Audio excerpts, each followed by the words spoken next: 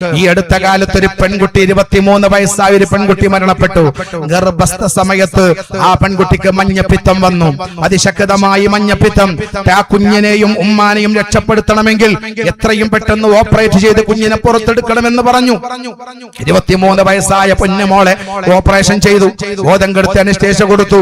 പക്ഷേ പിന്നെ ആ പൊന്നിന്റെ ബോധം തെളിഞ്ഞില്ല. 6 മാസം കിടന്ന് 23 വയസ്സായ പൊന്നു പെങ്ങൾ, ആ 23 വയസ്സായ പുണ്യപങ്ങൾ 6 മാസത്തോളം ആ കിടത്തം കിടന്നു. 6 മാസത്തിന് ശേഷം അള്ളാഹുവിലേക്ക് തിരിച്ചുപോയി, റബ്ബിലേക്ക് തിരിച്ചുപോയി. ആ ജനാസ 3 ശീലയിൽ പൊതിഞ്ഞ് വീടിന്റെ മുറ്റത്ത് കൊണ്ടുവന്ന് കിടത്തിയപ്പോ ആ ഉമ്മാന്റെ വയറ്റിൽ നിന്നെടുത്ത പൈതലില്ലേ, ഒരു ചെറിയ പൈതൽ, ആ പൈതൽ ആരാണി കിടക്കുന്നറിയാത്ത പൈതൽ, ആ പൈതലിനെ ആ വീട്ടിന്റെ ഉള്ളിൽ നിന്ന് സ്ത്രീകൾ എടുത്തു കൊണ്ടുവന്നു. കണ്ണുനീരോടെ പൊട്ടിക്കരഞ്ഞു കൊണ്ടെടുത്ത് കൊണ്ടുവന്ന് ചലനമറ്റ് കിടക്കുന്ന 23 വയസ്സായ പൊന്നുമ്മാന്റെ അടുത്ത് കിടത്തി. അല്പനേരം ഒന്ന് കിടത്തിയിട്ട് ആ കുഞ്ഞിനെ എടുത്ത് ആ പൈതലിന്റെ ശരീരം, ആ പൈതലിന്റെ മൂക്ക് ഉമ്മാന്റെ കവളത്തൊന്ന് അമർത്തി കൊടുത്തു. ഉമ്മാന്റെ മൂക്കിന്റെ അടുത്ത് ആ പൈതലിന്റെ മുഖമൊന്ന് അമർത്തി കൊടുത്തു. കണ്ടു നിന്നവർ പൊട്ടിക്കരയാത്ത ഒരാളും ഉണ്ടാവില്ല. ആ കുഞ്ഞിനകത്തേക്ക് കൊണ്ടുപോയി കരച്ചിലോടെ ആ ഉമ്മാനെ ശ്മശാനത്തിലേക്ക് കൊണ്ടുപോകുമ്പോ ആ ഉമ്മ യുവതികളോട് പറയുന്നുണ്ടാകും, വേഷഭൂഷാദികൾ റസൂലുള്ളാഹിനെ മറക്കരുത്, സംസാരങ്ങളിൽ റസൂലുള്ളാഹിനെ മറക്കരുത്. ദുനിയാവിൽ പണമുണ്ടാകും, ഇഷ്ടം പോലെ വസ്ത്രങ്ങൾ വാങ്ങാൻ നിങ്ങൾക്ക് ഭർത്താവ് പണം തരുന്നുണ്ടാകും, എല്ലാ സൗകര്യം നിങ്ങളുടെ മുമ്പിൽ ഉണ്ടാകും. പക്ഷേ എല്ലാം അഴിച്ചു മാറ്റി ഏത് പ്രായത്തിലാണ് റബ്ബിലേക്ക് പോവുക എന്നറിയില്ല പെങ്ങളെ. അതുകൊണ്ട് ആ സമയത്ത് നിന്റെ കൂടെ നിൽക്കാൻ അള്ളാഹിന്റെ റസൂലേ ഉണ്ടാകൂ. അതുകൊണ്ട് റസൂലുള്ളാഹിനെ മറന്ന് സഞ്ചരിക്കരുത് പെൺകുട്ടികളെ. എന്നാ 23 വയസ്സായ പൊന്നുമോള് നാട്ടിലുള്ള പെൺകുട്ടികളോട് മുഴുവനും പറഞ്ഞിട്ടുണ്ടാകും, ഞാൻ എന്റെ ഉമ്മമാരോട് ഏത് സമയത്താണ് അള്ളാഹു നമ്മളെ തിരിച്ചു വിളിക്കുക എന്ന് നമുക്കറിയില്ല.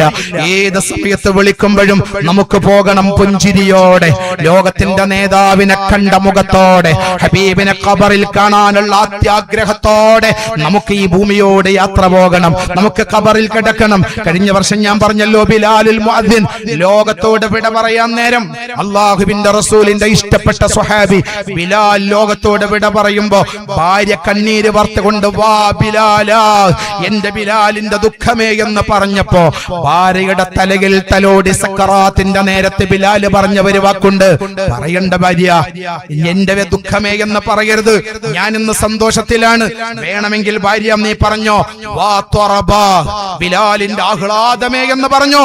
എന്റെ ജീവിതത്തിൽ ഏറ്റവും ആഹ്ലാദമുള്ള ദിവസം ഇന്നാണ്. കാരണം എന്തെന്നറിയോ, ഞാൻ ഇന്ന് മരിച്ചാൽ നാളെ എന്റെ റസൂലുള്ളാഹിനെ കാണാൻ പോകും. വർഷങ്ങൾക്ക് മുമ്പ് മദീനയിൽ നിന്ന് എന്നെ പിരിഞ്ഞ എന്റെ മാണിക്കക്കല്ലിനോടുകൂടെ നാളെ എന്റെ ജീവിതം ചേരും. എനിക്ക് ദുഃഖമാണ്, എനിക്കെന്ത് വേദനയാണ്. കണ്ണടക്കാൻ നേരത്തെ റസൂലുള്ളാഹിനെ ഓർത്ത് പുഞ്ചിരിച്ച സ്വഹാബത്തിന്റെ ആ ഒരു ഉത്തമമായ സംസ്കാരം ഉമ്മമാരെ നമ്മളിൽ ഉണ്ടാകണം. നമ്മളെ പിശാച് പിന്നോട്ട് വലിക്കുകയാണ്, ആണുങ്ങളും പെണ്ണുങ്ങളും അള്ളാഹുവിന്റെ ഹബീബിനെ കൈയൊഴിയുകയാണ്. ഒരു ഭക്ഷണം കഴിക്കുന്ന നേരത്ത് പോലും എന്റെ റസൂലുള്ളാഹിക്ക് ഇഷ്ടം വലത്തെ കൈകൊണ്ട് ഭക്ഷണം കഴിക്കലാണ്. അതുകൊണ്ട് എന്റെ റസൂലുള്ളാഹിന്റെ ഇഷ്ടം ഞാൻ ചെയ്യട്ടെ എന്ന് ചിന്തിച്ച് ഒരു ഗ്ലാസ് വെള്ളം കുടിക്കുമ്പോ തന്റെ വലത്തെ കൈകൊണ്ടൊന്ന് വെള്ളം കുടിച്ചു നോക്ക്. ആ വെള്ളം കുടിക്കുമ്പോ ചിന്തിക്കണം, അള്ളാഹിന്റെ റസൂലിന് ഇഷ്ടം ഇതാണ്. നമ്മളെ മനസ്സ് നിറയും, ആനന്ദം നിറയും. കാരണം എന്റെ നേതാവിന്റെ ഇഷ്ടത്തിനാണ് ഞാൻ വെള്ളം കുടിച്ചത്. അപ്പൊ ഇടത്തെ കൈകൊണ്ട് വെള്ളം കുടിക്കാൻ ഒരാണിന് കഴിയില്ല, ഒരു പെണ്ണിന് കഴിയില്ല. ഇന്ന് നമ്മളൊക്കെ ഭക്ഷണം കഴിക്കുമ്പോ സുബ്ഹാനല്ലാഹ് ഇഷ്ടം പോലെ ഭക്ഷണം കിട്ടാനുണ്ട്. ആ ഭക്ഷണം എത്രയാ നമ്മൾ വെറുതെയാക്കി കളയുന്നത്. ഇവിടെ പറഞ്ഞല്ലോ തുടക്കത്തിൽ ഗസ്സയുടെ കണ്ണുനീരിന്റെ കഥ നമ്മൾ കേട്ടു. തുടക്കത്തിൽ നിങ്ങൾക്ക് ഓർമ്മയുണ്ടാകും, നമ്മൾ ഇന്നിവിടെ ചിരിക്കുമ്പോ ഗസ്സയിലെ പാവങ്ങൾ പൊട്ടിക്കരയുകയാണ്. അവർക്ക് മനസ്സമാധാനമില്ല. ഏത് സമയത്താണ് നെതന്യാഹുവിന്റെ മിസൈൽ വരിക എന്നോർത്തുകൊണ്ട് അവര് കഴിയുകയാണ്.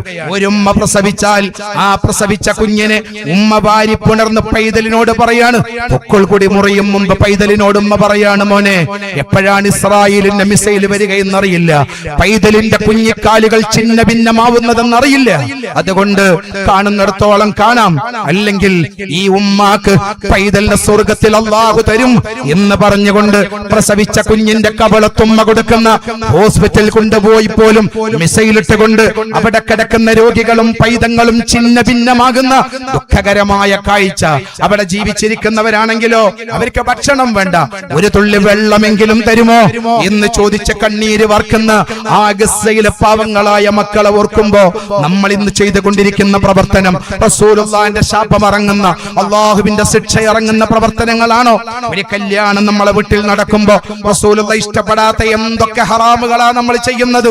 നമ്മൾ ഓർക്കണം, അലാ മാ അമറല്ലാഹു ബിഹി മിൻ ഇംസാകിൻ ബിമഅറൂഫിൻ ഔ തസ്രീഹിൻ ബിഇഹ്സാൻ.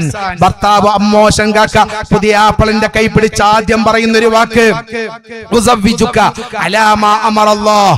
മോനെ, ഞാൻ എന്റെ മോളെ നിനക്ക് കെട്ടിച്ചു തരുന്നത് അവളെ എനിക്ക് നോക്കാൻ കഴിയാത്തത് കൊണ്ടല്ല, ഭക്ഷണം കൊടുക്കാൻ കഴിയാത്തത് കൊണ്ടല്ല, അവൾക്ക് വേണ്ടുന്ന ജീവിത സൗകര്യം ഒരുക്കാൻ കഴിയാത്തത് കൊണ്ടല്ല.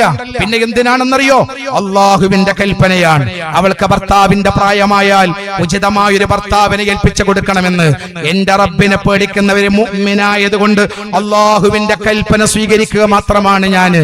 അതുകൊണ്ട് എന്നെ മോളെ നീ നോക്കണേ എന്ന് പറഞ്ഞ് അള്ളാഹുവിന്റെ മീസാഖൻ ഖലീലയായ ബലിട്ടമായ പ്രതിജ്ഞാ കരാറ് നടക്കുന്ന കല്യാണപ്പന്തൽ, ആ കല്യാണപ്പന്തലിൽ പോലും ഗാനമേളകളും കൂത്താട്ടങ്ങളും അർദ്ധനഗ്നകളായ പെണ്ണുങ്ങളെ കൊണ്ടുവന്ന് ആഹ്ലാദിക്കുകയും തിമിർക്കുകയും അത് കണ്ടെത്താൻ വേണ്ട തരത്തിന് നമ്മളെ യുവാക്കളെ പ്രചോദനം നൽകുന്ന പ്രവർത്തനങ്ങളിലൂടെ നമ്മൾ മുന്നോട്ട് പോകുമ്പോ എങ്ങനെയാണ് നമ്മളെ കുടുംബത്തിൽ സന്തോഷമുണ്ടാവുക? എങ്ങനെയാണ് ദാമ്പത്യ ജീവിതത്തിൽ സന്തോഷമുണ്ടാവുക? ദാമ്പത്യ ജീവിതത്തിലേക്ക് കാലെടുത്ത് വെക്കുന്ന പെണ്ണും ഭർത്താവും ഭാര്യയും ഒരു നിമിഷം ചിന്തിക്കേണ്ടത്, എനിക്ക് മനസ്സമാധാനം തരേണ്ടത് അല്ലാഹുവാണ്. എന്റെ മനസ്സമാധാനം തകർക്കാൻ ഒറ്റ നിമിഷം കൊണ്ട് എന്റെ റബ്ബിന് കഴിയും. അതുകൊണ്ട് എന്റെ റബ്ബ് പൊരുത്തപ്പെടാത്ത ഒന്നും, റസൂലുള്ളാഹി പൊരുത്തപ്പെടാത്ത ഒന്നും കല്യാണ പന്തലിൽ ഞാൻ ചെയ്യാൻ പാടില്ല എന്ന് ഭാര്യ ചിന്തിക്കണം, ഭർത്താവ് ചിന്തിക്കണം, അവരുടെ കുടുംബക്കാര് ചിന്തിക്കണം. നിങ്ങൾക്കറിയോ, വയനാടിന്റെ മണ്ണിൽ നൂറുകണക്കിന് വീടുകൾക്കാണ് പാണക്കാട് സയ്യിദ് സ്വാദിഖ് അലി ശിഹാബ് തങ്ങൾ, അല്ലാഹു ആ കുടുംബത്തിന് ഇസ്സത്തുള്ള ദീർഘായുസ്സ് നൽകട്ടെ, സ്വാദിഖ് അലി ശിഹാബ് തങ്ങളുടെ ശറഫാക്കപ്പെട്ട കരങ്ങളെ കൊണ്ട് നൂറുകണക്കിന് വീടുകൾക്കാണ് അവിടെ തറയിട്ടത്. അത് കണ്ടുകൊണ്ട് ആ വീടിന് തറക്കല്ലിടുമ്പോ അത് കണ്ടുകൊണ്ട് പുഞ്ചിരിക്കുന്ന ഉമ്മമാർ, സന്തോഷം കൊണ്ട് കണ്ണ് നിറഞ്ഞ ഉമ്മമാർ, അവരാരാണ്? അവര് വീടില്ലാത്തവരാണോ? അല്ല, അവർക്കുമുണ്ടായിരുന്ന വീട്, അവർക്കുമുണ്ടായിരുന്ന സൗകര്യം. ഒറ്റ രാത്രി ഒരു മലവെള്ളപ്പാച്ചിലാണ്. ആ മല പൊട്ടി ഒറ്റ രാത്രി കൊണ്ട് അവരെ വീടുകളും മുതലുകളും തകൃതിയായി.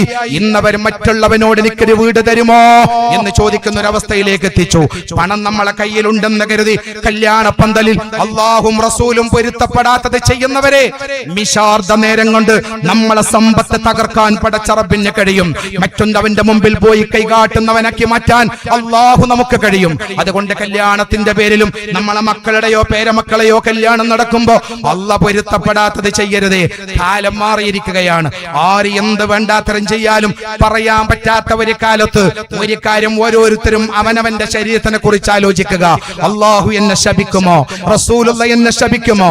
നാളെ ഞാൻ മരിക്കുമ്പോ എനിക്കൊരു തുള്ളി വെള്ളം തരേണ്ട റസൂലുള്ളാഹി എന്നോട് വെറുപ്പ് കാണിക്കുമോ? അതുകൊണ്ടില്ല, ഞാൻ എന്റെ റൂഹുള്ളിടത്തോളം കാലം അള്ളാഹ് പൊരുത്തപ്പെടാത്ത ഒന്നും എന്റെ വീട്ടിലെ കല്യാണത്തിൽ ഞാൻ കൊണ്ടുവരില്ല എന്ന് തീരുമാനിക്കാൻ ഓരോരോ കുടുംബവും തീരുമാനിച്ചാൽ നിങ്ങളാണ് വിജയികൾ.